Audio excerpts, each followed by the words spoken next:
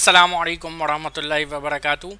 Welcome to another computer science lecture for 9618A2, paper number 3, chapter number 14, communication and internet technologies. Today inshallah we'll be discussing section number 14.1, protocols. So without further to do, let's get down to it. The first thing we have is networking, and we have already studied how networks are constructed, what tools are used, what basically technologies are used in order to make a network, what are the benefits and disadvantages of it in chapter number 2. Over here in the second chapter of P3, what we are going to be focusing upon are the protocols that we use in order to create a network. Protocols are a set of rules that basically determine how two devices communicate with each other, or how a sender and a receiver exchange messages, or how they communicate with each other. The computers within a network, they can use different softwares and different hardware. Obviously not every computer, not every device in a network would be of the same type. However, by using same protocols, we can ensure that all of them can communicate with each other regardless. The first thing we have is a protocol stack. A protocol, normally when it comes to networking, actually refers to a complete set of or a wide range of different protocols being used on top of each other, which is sometimes referred to as a protocol stack or a protocol suite as well. A protocol suite can be viewed as layers. Normally when we are talking about networking, then we call it as the OSI model, where the entire network is divided into multiple layers, and on every layer a different protocol exists. This can have following aspects. Each layer can only accept input from the next higher layer or the next lower layer. Like if a layer is at the third position, it can only take input or give data to from the second or the fourth layer. It cannot directly connect with the fifth or the first layer. There is a defined interface between adjacent layers. You have to follow that format only, otherwise message cannot go through. A layer is serviced by the actions of lower layer. Okay, with the possible exception of lowest layer, the functioning of a layer is created by installed software. A layer can contain sub-layers, but however, at least in Cambridge, we don't go into that much depth. Any user interaction will take place using protocols associated with the highest level layer in the stack. At whatever position you are, whatever is your highest layer, the interaction with user will be done by using the protocols in that layer. Any direct access to hardware is confined. Only the lowest layer in the model can have direct access to hardware. TCP/IP model. This is a transmission control protocol / internet protocol model. Refers to a model which is a part of the network domain, which is designed to achieve efficient and error-free transmission of data, efficient and error-free communication between devices in networking. This model works on 4-layered architecture, where each layer implicit the required network protocols on the data to be transmitted. Because without enforcing the protocols, you cannot assure the safety, the integrity of data being transferred.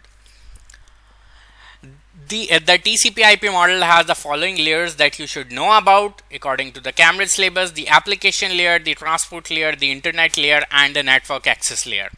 Each layer has a different responsibility to take care of. Data moves from one layer to another in a preset pattern, which is mentioned below. It usually comes from the top. The top one is the application layer, then we have the transport layer, then we have the internet layer, and then we have the network access layer, top to bottom, or it can go from bottom to top. The above model represents the flow of data when it is being transmitted from sender to receiver. If it is being received from receiver to sender, then the order will be reversed. First of all, message will be from the wire, from the actual media. It will be received by network access layer. It will be sent to internet layer, who will give it to transport layer, and finally application layer will receive it and show it to the user. Application layer. It is the topmost layer which indicates the applications and programs in your computer that need work or need the help of networking or internet, in simple terms you can say. Now these are the applications or the softwares that directly send or receive messages through the network. They can be your messengers, they can be your browsers, etc., or even your social media. They can perform various tasks by This layer can perform various tasks, including data representation for the applications and forwarding it to in appropriate format to the next layer. So basically this layer takes data from the user or displays data to the user in this layer is in direct interaction with the user. Basically this layer contains the software, the end software, the browser, this YouTube app, the social media app that is directly in contact with the user, and it shows information to the user, or it takes information from the user and provides it to the next layer. The application layer maintains a smooth connection between the applications and the user for data exchange and features such as remote handling of the system. You can control your laptop or cell phone remotely. It provides you with email services, FTP services, etc. Some of the protocols that we use in layer are Hypertext Transfer Protocol, which is used to display web pages on the browser. This includes HTTPS as well. SMTP protocol, Simple Mail Transfer Protocol, that is used for emails.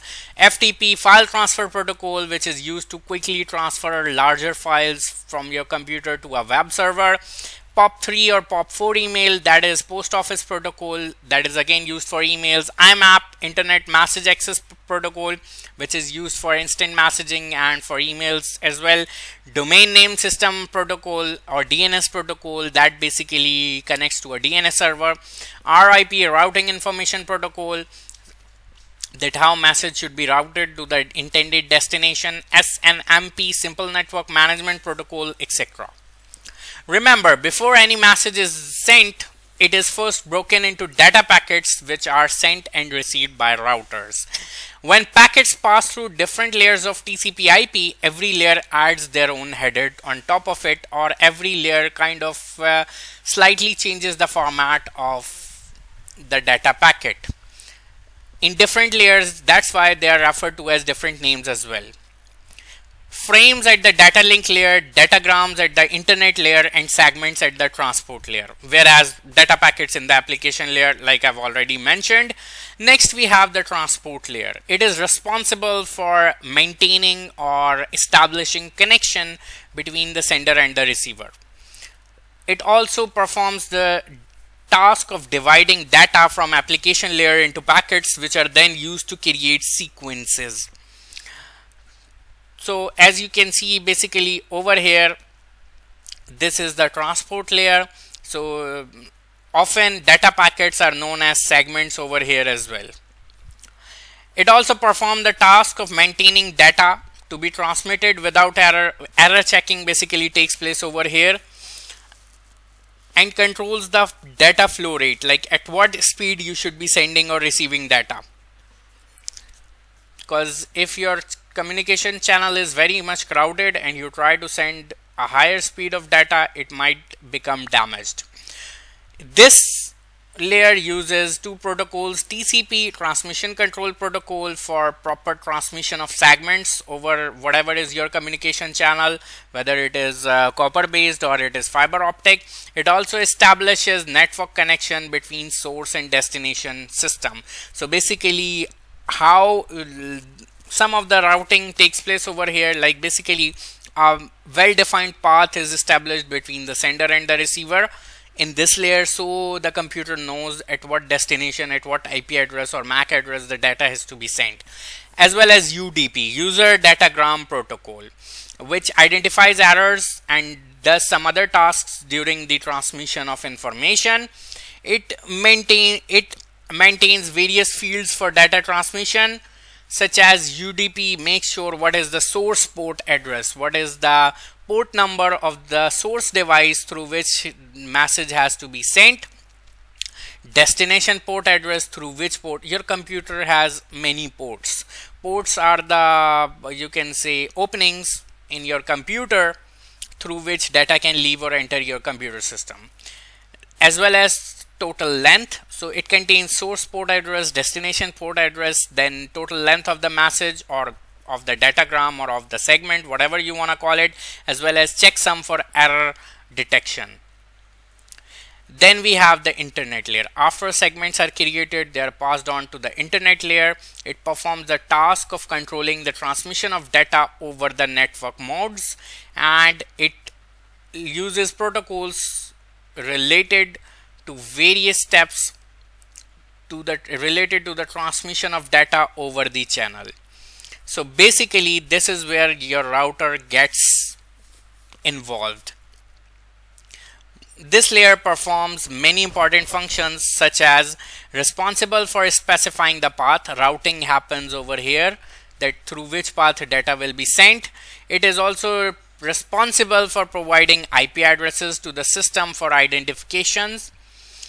Some of the protocols used here are the IP protocol. This assigns your device with a unique IP address. ARP, address resolution protocol, a protocol that transforms IP addresses into relevant MAC addresses or relevant physical addresses. Lastly, we have the network access layer. It is a combination of data link and physical layer being all the wires or waves or whatever you are using to actually send and receive your data. It is responsible for maintaining the task of sending and receiving data in raw bits. Only binary data moves over here. It uses physical address of the system, the MAC address basically, to map the path of transmission over the available network channel.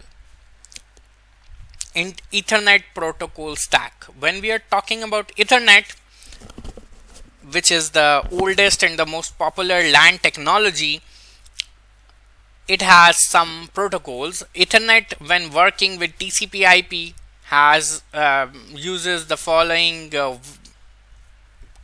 what you can say rules, or uses the works in the following ways. The logical link control protocol is responsible for the interaction with the network layer. It manages data transmission and ensures the integrity of data transmission. But you should remember, Ethernet is a connectionless protocol. It has no responsibility for checking that transmission has been successfully delivered or not. Medium access control, or MAC protocol, is responsible for assembling the Ethernet packets, which are referred to as a frame. Two components of this are the address of the transmitter and the address of the receiver, as well as it initiates frame transmission and handles recovery from transmission failure due to CSMA collision.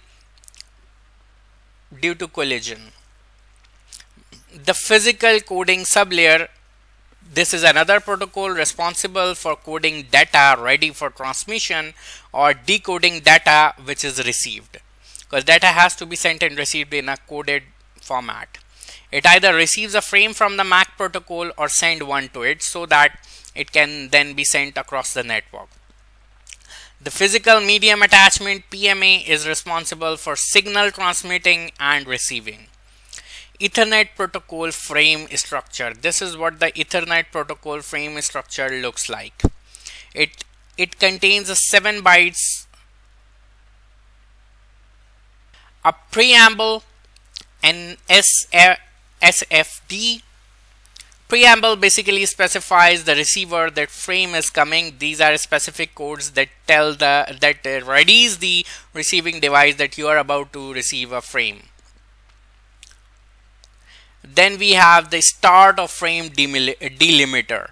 SDF, 1 byte field, which gives a warning to stations that this is the final opportunity for synchronization. If you don't get ready and receive the bits, they'll be lost forever. Then we have the destination MAC address and the source MAC address. Then we have the length of the frame, total length of frame, that is a 2 byte field for entire frame length. Then we have the actual data field or the payload, which can be from 46 to 1500 bytes. And lastly, we have CRC, cyclic redundancy check, which is a special check used to make sure that every frame is received without errors. Those frames that have an error are discarded immediately and the user is notified to send them again. Protocols used in application layer. Now you should know these one-line definitions of these protocols, because they are often asked in the paper.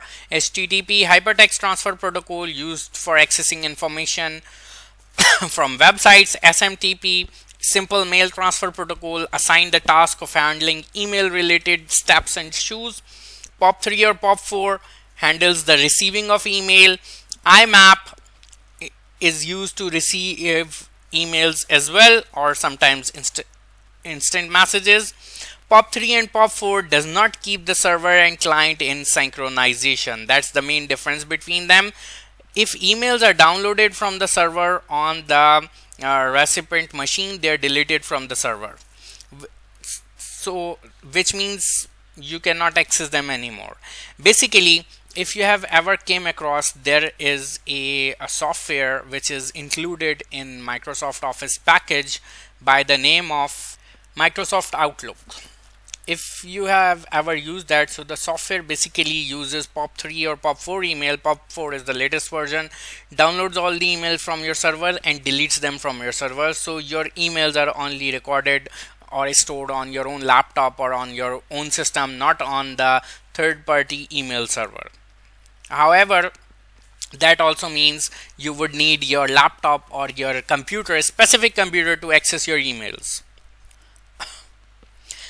IMAP, on the other hand, keeps the server and the client in synchronization. So you can access mails on any computer from anywhere in the world.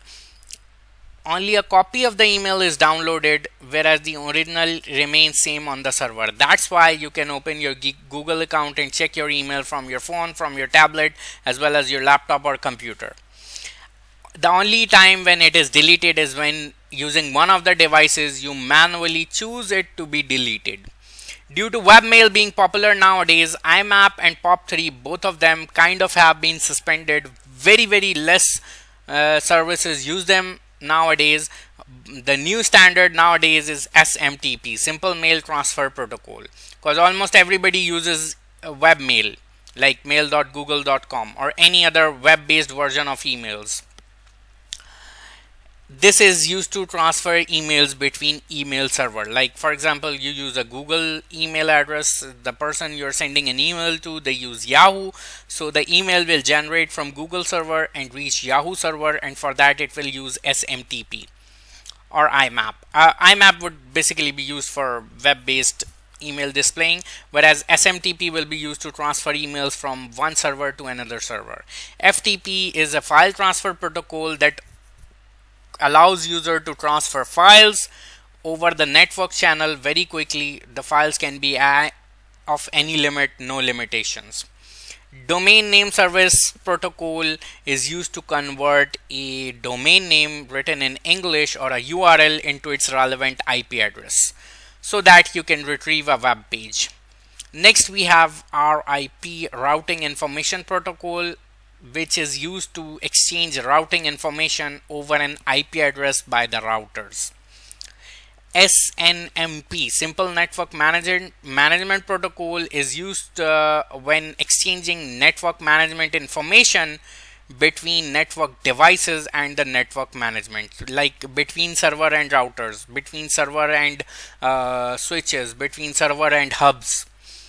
This protocol is used to transfer data which is essential to manage and maintain a network between devices, basically the main device of your network being the server and other devices. Lastly, we have an interesting protocol which is known as BitTorrent or simply torrent. It was created to make downloads faster and more efficient. Now, this part I've kind of only included as kind of you can say a little bit of fun fact. You should not be getting a very detailed question about internal working of a BitTorrent, but you know, hey, it's mentioned in the syllabus, so you might get a question about it, so it's better safe than sorry. That's why I've included it. Plus, it's torrent is something like literally everybody of us is quite well aware with. Now let's see how it works. If computer A wishes to share a file with a number of other interested peers or friends, first it will create a small file that is known as a metadata file or a torrent file or a magnet file. Sometimes it is also referred to as. The actual file is then broken up into equal segments known as pieces. Now like if the file is of 1 GB, then it might be divided into bits of 10 MB each or pieces of 10 MB each.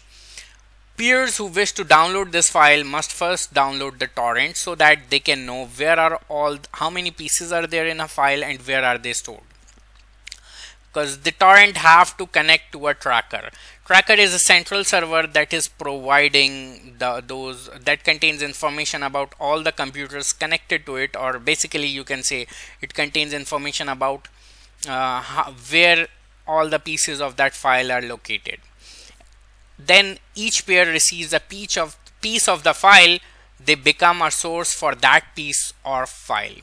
As soon as you get one segment, one piece of a file, as long as you're using the torrent software, anyone else who is interested in downloading the file, the torrent server will automatically use your computer as a source to copy that file or provide that file to anyone else who's interested in getting that file, as long as the torrent software is running on your system. If you shut it off, you'll no longer be a source, and the torrent server will not be able to get the data from your system. And don't worry, the torrent server cannot actually hack you. It would only copy or download, or it would only use your computer as a source or a web server for the piece of file that you have downloaded. Other peers connect to the tracker will therefore know where to find the piece of the file they need. Once a peer has downloaded a file completely, like you connected to 10 or 80 or 20 different computers and downloaded the complete 1 GB file, then you can opt for two things. Either you can keep that as private, or you can allow the torrent software to mark yourself as a seed. What it means that your computer and your internet connection will be used by the torrent software to provide that file to other possible seekers or other possible peers in the swarm. Swarm is basically a group of peers connected together. The more seeds in the swarm, the faster the file downloading process between peers, because if 5 people are providing the file and 4 are trying to download, the speed will be higher. But if 4 people are providing the file and 150 people are trying to download it, obviously it will take a lot of time. Logging off once the full file has been downloaded is kind of frowned upon by the swarm community, and such a peer is termed as a leech. Like he was selfish, he only thought of himself. As soon as he got the file, instead of giving back to the community, instead of providing it as a link to the community, he logged off, he shut off his computer, or turned off the torrent software at least, so nobody can get the file from him. Here is a simple overview of the process. Now this is a very famous, or rather I should say it was a very famous torrent website, the Pirate Bay, and over there you could get torrents from different things. Now you would download a torrent from there. You would get you would download a software torrent client from the internet. You would run that torrent file on that, and then you would connect to a server, and then you would sync. You would search for the file and you would connect to a peer. And by using a tracker, you would become a seeder and you would start getting pieces from that pair. Now these pieces can come from a single pair or many pairs, depends upon how many people have the complete file and they have opted to become a seeder. Once you get all the pieces of a file, you become the seeder as well. Again, this is just for your information and clarification. You will not be asked to draw this diagram in your exam. If you don't want to get into the depths of it, or you have never heard the term torrent client in your life, it's fine, you can totally ignore this part. And this completely finishes 14.1 entirely. All the important definitions that you need, I've explained. All the information you need, I've explained. One diagram that can come from this is this. You should really know the names of the layer and in which order they are. You should learn them in any one order, from sender to receiver or from receiver to sender, because in paper the examiner will draw 4 empty boxes and they will ask you that the name of the layers or the sequence of layers when the data is going from sender to receiver or from receiver to sender. So you should know when you're going from receiver to sender to receiver, this order will be reversed. You'll write the network access layer at top, then internet layer, then transport layer, and at the bottom you'll write application layer, and the arrow you'll make will be going from bottom to top. That's the only diagram you can get from this topic. Other than that, every other thing was just for your information, for your interest, to make this a little interesting.